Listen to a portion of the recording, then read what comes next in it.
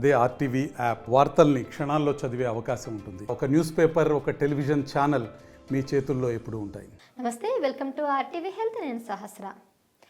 ఈ మధ్యన చాలామందికి ఆటో ఇమ్యూన్ డిసీజ్ అనేవి ఎక్కువ అవుతున్నాయి. సో దాదాపుగా 150 రకాల ఆటో ఇమ్యూన్ డిసీజ్ ఉన్నట్టు కూడా తెలుస్తుంది. మరి ఈ ఆటో ఇమ్యూన్ డిసీజ్ని కనుక్కోవడం కూడా చాలా లేట్ అవుతుంది. అంటే తెలియట్లేదు చాలామందికి. మీలో ఉండొచ్చు, నాలో ఉండొచ్చు, చాలా అంతమందిలో ఉంటుంది. కానీ దాన్ని డయాగ్నోస్ చేయడానికి సరైన అవగాహన లేకపోవడం వల్ల, ఇగ్నోర్ చేయడం వల్ల ఆ వ్యాధి ముదిరిన తర్వాత మనం హాస్పిటల్కి వెళ్తున్నాము. అయితే ఇక్కడ ఇంకో విషయం ఏంటంటే, ఈ ఆటో ఇమ్యూన్ డిసీజ్ గుర్తించడానికి కూడా పెథాలజిస్టులు కాస్త ఆలస్యం చేస్తున్నారని వార్త అయితే వినిపిస్తుంది. మరి అందులో ఎంత వాస్తవం ఉంది? ఆటో ఇమ్యూన్ డిసీజ్ ఇలాంటి రేర్ డిసీజ్ని కనుక్కోవడం కష్టమంటారా పెథాలజిస్ట్కి? ఈ అంశాలన్నీ మరి ఆ డాక్టర్ని అడిగి తెలుసుకుందాం. మరి ఈ విషయాలు తెలియజేయడానికి ప్రస్తుతం మనతో పాటు ఉన్నారు doctor Naveen Kumar, consultant pathologist, Apollo hospital.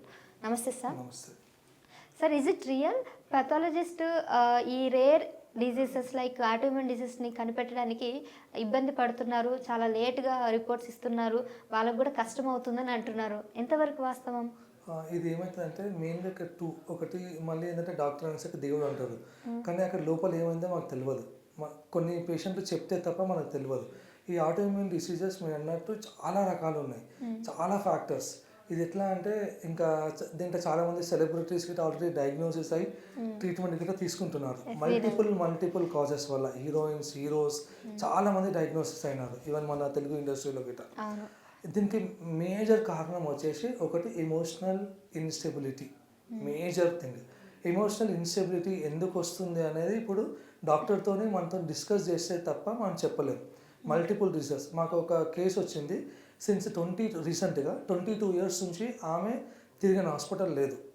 So husband చనిపోయినాడు, 22 ఇయర్స్ బ్యాక్ హస్బెండ్ చనిపోయినాడు. ఆ తర్వాత ఆల్వేస్ ఈజ్ సిక్. ఆమె ఏజ్ ఇప్పుడు I think it is around 57 years. ఆమె వెయిట్ వచ్చేసి 32 kgs. అంటే ఇంకా మీరు అర్థం చేసుకోండి ఎంత సన్నగా ఉంది ఆమె. మొత్తం మజిల్ మాస్ పోయి ఓన్లీ బోన్స్. 58 ఇయర్స్, 32 మాత్రమే జస్ట్ వెయిట్, ఓన్లీ బోన్స్, ఇంకేమీ లేదు. ఎన్నో హాస్పిటల్స్, ఎన్నో రిపోర్ట్స్, ఎన్నో తిరిగింది. బట్ ఇక్కడ గిట అందరూ సింటమాటిక్ ట్రీట్మెంట్, సప్లిమెంట్స్ ఇస్తున్నామా, నొప్పుల టాబ్లెట్స్ ఇస్తున్నామా, పంపిస్తున్నామా, అన్ని స్కాన్స్ అయిపోయినాయి, అన్ని డిటెక్ట్. అక్కడ మేజర్గా ఏమైంది అసలు, వాట్ ఈస్ ద కాజ్? ఆమె she suffering from A auto immune disease. But అది గుర్తించట్లేదు. అక్కడ ఏమైందని మేజర్గా హిస్టరీ తెలుసుకున్నప్పుడు, వాళ్ళ హస్బెండ్ ఎందుకు చనిపోయిండో అని హిస్టరీ ఆమెతో మాట్లాడి తెలుసుకున్నప్పుడు ట్యూబర్క్లోసిస్, టీబీ ద్వారా హస్బెండ్ చనిపోయినాడు. ఇప్పుడు ఆమెకు టీబీ వచ్చిందేమో అని చెప్పి టీబీ మెడిసిన్ స్టార్ట్ చేసినారు. బట్ ఆమె రిపోర్ట్స్ చూస్తే ఎక్కడ ఆమెకు టీబీ రాలేదు. సైకలాజికల్లీ ఇంకా అక్కడే ఆ ట్రామా. ఇప్పుడు టీబీ అనగానే చాలా మందికి అపోహ ఉంటుంది, పర్టికులర్లీ రూరల్ ఏరియాస్లో. అమ్మో మాకు వచ్చేస్తుందేమో, వీళ్ళని అసలు ముట్టుకోవద్దు, వాళ్ళ దగ్గరికే పోవద్దు. సైకలాజికల్లీ సగం ఆమె, ఇంకా ఎమోషనల్లీ బ్లాక్మెయిల్. ఆటోమేటికల్లీ ఇప్పుడు ఈ ఫ్యాక్టర్స్తోని డెఫినెట్లీ ఆమెకి ఆటో ఇమ్యూన్ డిసీజర్ వస్తుంది. ఇంకా దానితో సప్లిమెంటేషన్ లేదు. ఆమె చాలా ట్రామా అనుభవించింది. సో ఇలాంటి కేసెస్ ఏంటంటే ఆమె మాతో టైం స్పెండ్ చేసి ఆల్మోస్ట్ ఒక 45 minutes ఆమెకు స్పెండ్ చేసి ఆమెతో మాట్లాడినప్పుడు, రిపోర్ట్స్ అన్నీ విశ్లేషించినప్పుడు నథింగ్ ఈజ్ దేర్, ఓన్లీ ఆమెకు ఎమోషనల్ ఫ్యాక్టర్సే ఆ డిసీజ్ని కాజ్ చేసినాయి. సో అప్పుడు ఒక సింపుల్ బేసిక్ టెస్ట్ అడ్వైస్, ఎందుకంటే పేషెంట్ మనతో మాట్లాడి చెప్తే మేము టెస్టులు చెప్తాం. ఇప్పుడు ఆ పేషెంట్ మనకి ఏమీ చెప్పకపోతే ఏం టెస్ట్ అని చేస్తాం? దీంట్లో ఎందుకంటే థౌజండ్స్ ఆఫ్ డిఫరెంట్ ఇన్వెస్టిగేషన్స్ ఉంటాయి. కొంతమంది అఫోర్డబుల్ చేస్తారు, కొంతమంది అఫోర్డబుల్ చేయలేరు. కొన్ని టెస్టులు, సిబిపి టెస్ట్లు ఇవన్నీ ఏంటంటే బేసిక్ అమౌంట్ కాబట్టి వాళ్ళు అఫోర్డబుల్ చేస్తారు. ఈ ఆటో ఇమ్యూన్ డిసార్డర్స్కి ఏంటంటే మెయిన్గా ప్యాకేజెస్ ఉంటాయి కొన్ని. మనకు ప్రొఫైల్స్ అంటాం, ఏఎన్ఏ ప్రొఫైల్స్ అంటాం. అంటే ఏఎన్ఏ ప్రొఫైల్లో ఒక మల్టిపుల్ జీన్స్ ఉంటాయి, దాంట్లో చాలా రకాల జీన్స్ ఉంటాయి. అంటే ఆ ఆటో ఇమ్యూన్ డిసార్డర్స్ ఏవైతే చాలా రకాలు ఉన్నాయో, 10s, 100s నంబర్స్ ఉన్నాయో, అవన్నీ కూడా ఏఎన్ఏ రిపోర్ట్లో ఒక్కొక్క జీన్ మ్యూటేట్ అవుతుంది. అంటే జీన్ డ్యామేజ్ అవుతుంది. ఆ జీన్ ద్వారా మేము ఈ డిసీజెస్ అని పెట్టుకుంటాం. అప్పుడు లిస్ట్ ఆ పేషెంట్ చెప్పే సిమ్టమ్స్తోని ఈ జీన్స్ మ్యూటేషన్ ద్వారా పెట్టుకొని ఒక 100లో ఒక 10 పక్కకు పెట్టుకుంటాం. ఇప్పుడు ఆ 10లో మనం ఒక డయాగ్నోసిస్ చేయాలి, మళ్ళీ వాటికి స్పెషల్ టెస్ట్ కావాలి. అందుకని ఇది లేట్ అవుతుంది అనమాట. అందుకని పేషెంట్ మనకు కరెక్ట్గా చెప్తే మనం వాళ్ళకి రైట్ ఇన్వెస్టిగేషన్ సజెస్ట్ చేయొచ్చు. అప్పుడు రైట్ డయాగ్నోసిస్ అవుతుంది. రైట్ ట్రీట్మెంట్ ఇవ్వచ్చు. ఇక్కడ ఈ పేషెంట్కి అదే అయింది, ఆమె తిరిగింది బట్ వాళ్ళు అడిగిందా లేదో తెలియదు. సో నేనే ఆల్మోస్ట్ 45 minutes టైం స్పెండ్ చేసిన అంటే అర్థం చేసుకొని ఆ పేషెంట్ ఎంతసేపు చెప్పుంటుంది. అంటే ఆ హిస్టరీ నేను రాబట్టడానికి ఆల్మోస్ట్ 45 నిమిషాలు ఆమె దాన్ని కూర్చుంటే తప్ప నాకు ఈ స్టోరీ మొత్తం చెప్పు, ఎంతసేపు నాకు ఆకలి లేదు, నేను బరువు పెరగట్లేదు, అందరు నన్ను ఇట్లా అంటున్నారు.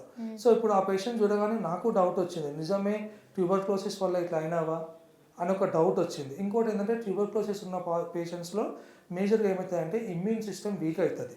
ఇమ్యూన్ సిస్టమ్ వీక్ అయినప్పుడు ఎవరైతే వాళ్ళు హెచ్ఐవి పాజిటివ్ ఉన్న పేషెంట్తోని ఏమైనా సెక్షువల్ ఇంటర్కోర్స్ చేస్తే ఖచ్చితంగా హెచ్ఐవి పాజిటివ్ వస్తుంది ఆ పేషెంట్స్లో 100%. దాని డౌటే లేదు. నేను అందరు టీబీ పేషెంట్స్కి హెచ్ఐవి టెస్ట్ కంపల్సరీ చేపిస్తాను.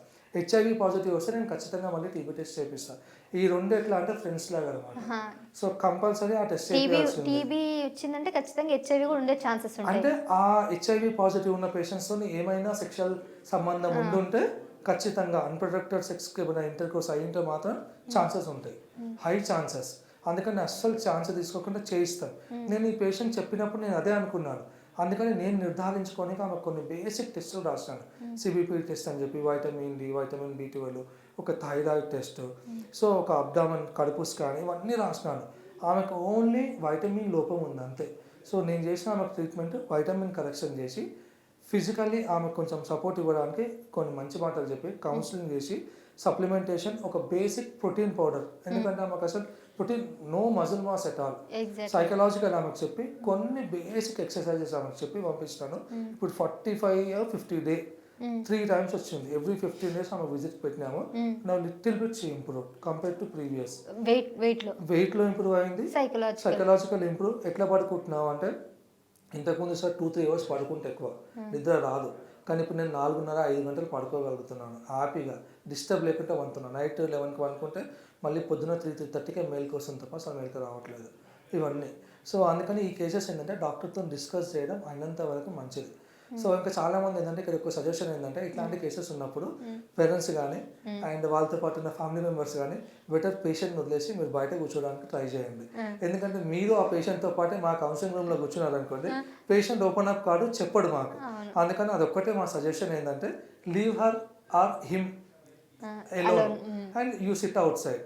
సో మేము తర్వాత కావాలి ఒకవేళ పేషెంట్ విల్లింగ్ ఉంది అంటే ఆ తర్వాత విల్ డిస్కస్. సో అదొక్కటే మా సజెషన్.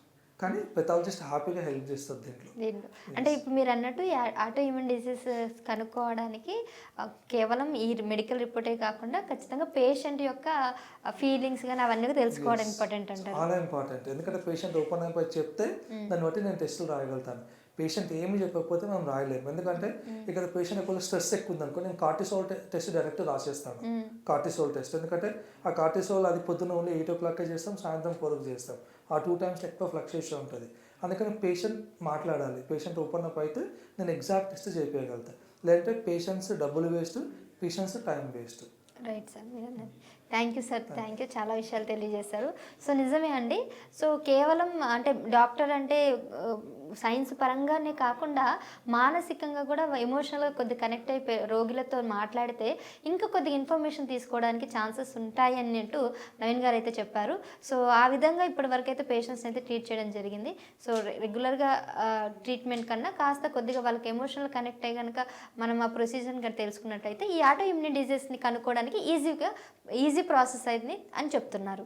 సో మరిన్ని ఇలాంటి ఇన్ఫర్మేషన్ వీడియోస్తో మళ్ళీ కలుస్తాను. చూస్తూనే ఉండండి RTV హెల్త్. నమస్కారం.